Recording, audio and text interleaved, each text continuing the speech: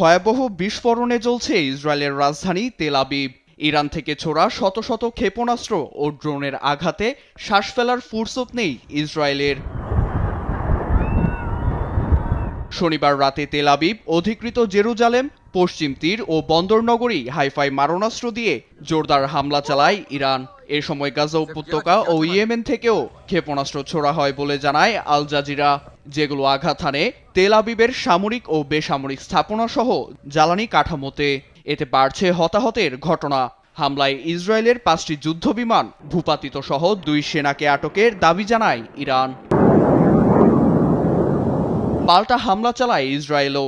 এতে তেহরানের অবস্থিত ইরানের প্রতিরক্ষা মন্ত্রণালয় আংশিক ক্ষতিগ্রস্ত হয় বলে জানায় তাসনিম নিউজ। উত্তর পশ্চিমাঞ্চলের সাহারান তেলের ডিপো ক্ষতিগ্রস্ত হয় বলেও জানা গেছে। ইরানের প্রদেশ আজারবাইজানেও